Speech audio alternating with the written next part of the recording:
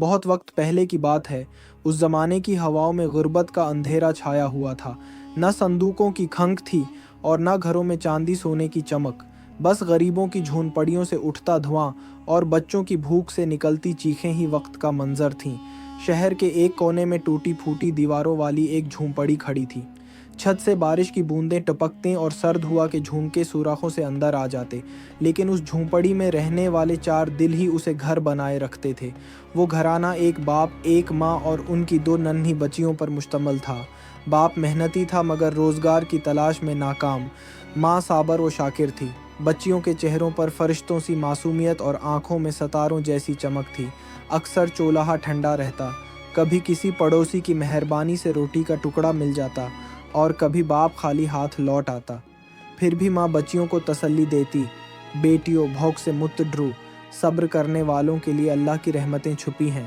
شام کو باپ تھکا ہارا آتا، کپڑوں پر گرد اور ماتھے پر پسینہ۔ بچیاں اس سے لپٹ جاتے اور کہتے آبا آپ آ گئے۔ ان کی ہنسی باپ کی تھکن کو دھو ڈالتی جیسے کسی بنجر زمین پر بارش برس جائے۔ کبھی دونوں بچیاں مٹی کے گھروندے بناتے اور ان میں گڑیاں بٹھاتے۔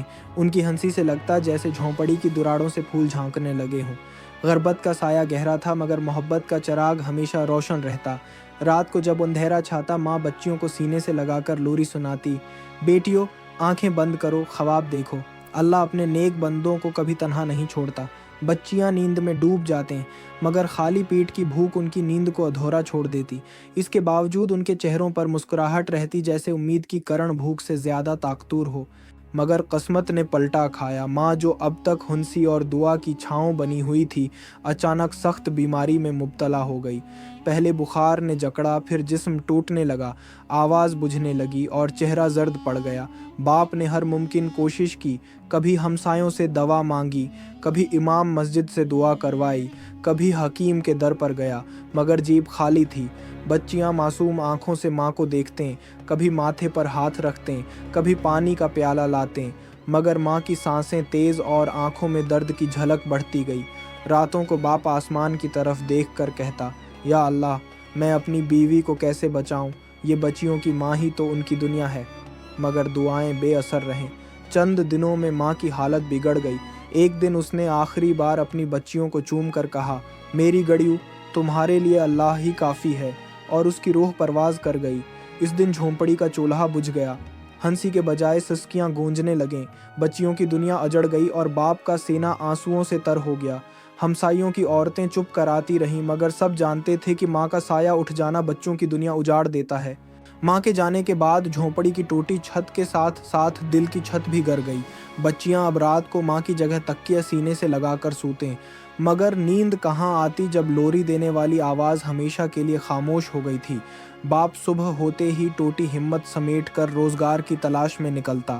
کبھی بازار کے چوراہے پر کھڑا ہوتا، کبھی مزدوروں کے بیچ، مگر قسمت دروازہ نہ کھولتی۔ لوگ اس کے چہرے کو دیکھ کر کہتے، تجھ پر بھروسہ کیسے کریں، تیرے چہرے پر تو تھکن اور لاچاری لکھی ہے۔ آخرکار بھوک نے اسے مجبور کر دیا۔ وہ ہاتھ پھیلانے لگا، کبھی راہگیروں کے سامنے جھکتا، کبھی مسجد کے باہر بیٹھتا اور کہتا، اللہ کے نام پر دو، میری بچیاں بھوکی ہیں۔ مگر لوگ منہ پھیر لیتے، کوئی سکہ اچھال دیتا، کوئی طنزیہ کہتا، کام کر، ہاتھ کیوں پھیلا رہا ہے۔ چچا اور چچی بھی تانے کستے، یہ اپنی بچیوں کا پیٹ نہیں بھر سکتا، ہمارے لیے بھی بوجھ ہے۔ یہ الفاظ باپ کے دل میں تیر کی طرح اترتے۔ بچیاں اپنے ابا کا دامن پکڑ لیتے۔ بڑی بیٹی کہتی، آبا لوگوں کو کہنے دیجیے، ہمیں تو آپ پر فخر ہے۔ چھوٹی کہتی، آبا ہم بھوکی رہ لیں گے مگر آپ ہاتھ نہ پھیلائیے۔ دن گزرتے گئے، بھوک، سردی اور تانے ان کی زندگی کا حصہ بن گئے۔ بارش میں جھونپڑی ٹپکتی، بچیاں بھیگ جاتے اور کانپتی رہتے۔ سردی کی راتوں میں باپ اپنی پرانی دھوتی اور کرتا اتار کر کبھی ایک بیٹی پر ڈالتا، کبھی دوسری پر، مگر سسکیاں ختم نہ ہوتیں۔ پڑوسی اور رشتہ دار مزید بے رحم ہو گئے۔ جب وہ دروازے پر روٹی کے لیے جاتا تو کہتے، ہمارے پاس تمہارے لیے کچھ نہیں، تم یتیم اور بوجھ ہو۔ بچیاں یہ سن کر ابا سے لپٹ جاتے اور رونے لگتے۔ باپ انہیں دلاسا دیتا مگر اس کے دل میں آگ بھڑکتی رہتی۔ ایک دن قسمت نے نیا موڑ دکھایا۔ باپ بازار میں کھڑا رو رہا تھا اور راہگیروں سے مدد مانگ رہا تھا کہ ایک امیر شخص کا قافلہ گزرا۔ اس نے باپ اور بچیوں کی حالت دیکھی اور دل پسیج گیا۔ وہ قریب آیا اور کہا، بھائی کیا حال ہے تمہارا، کیوں ہاتھ پھیلائے کھڑے ہو؟ باپ نے لرزتی آواز میں کہا، हुजूर, मजबूरी है, बच्चियों के पेट में 2 नवाले डालने का कोई रास्ता नहीं। अमीर साहब ने कहा, अगर मैं तुम्हें काम दूं तो क्या मेहनत करोगे? बाप की आंखों में पहली बार उम्मीद चमकी। उसने कहा, हुजूर, मैं काम का तलबगार हूँ, भेक का नहीं। अमीर ने कहा, कल मेरे गोदाम आ जाना, वहाँ बोरियां उठाने का काम है। मेहनत करोगे तो रोज़ी भी मिलेगी और इज्जत भी।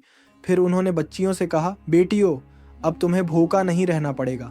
दूसरे दिन से बाप ने गोदाम में काम शुरू किया। पसीना बहा मगर दिल में इज्जत की रोशनी जाग गई। अमीर साहब ने बच्चियों के लिए खाने और कपड़ों का इंतज़ाम भी कर दिया। पहली बार गर्म रोटी और सालन देखकर बच्चियों की आंखें भर आईं। छोटी बेटी बोली, अगर अम्मी होते तो खुश हो जाते। अमीर साहब ने उन्हें एक छोटा सा कमरा भी दिला दिया जहां वो सुकून से रहने लगे। अब बच्चियां भूखी और सर्दी से कामपति नहीं थीं बल्कि मुस्कुराते चेहरों के साथ सो जाती थीं। बाप ने सजदे में गिरकर कहा, या अल्लाह, तूने हमें ज़ुल्लत और भूख के अंधेरों से निकाला। मुझे तौफीक दे कि मैं अपनी बेटियों की परवरिश इज्जत से कर सकूं। यूं बरसों की गुर्बत, भूख और तजलील के बाद पहली बार उस गरीब ख़ानदान की ज़िंदगी में रहमत की रोशनी उतरी।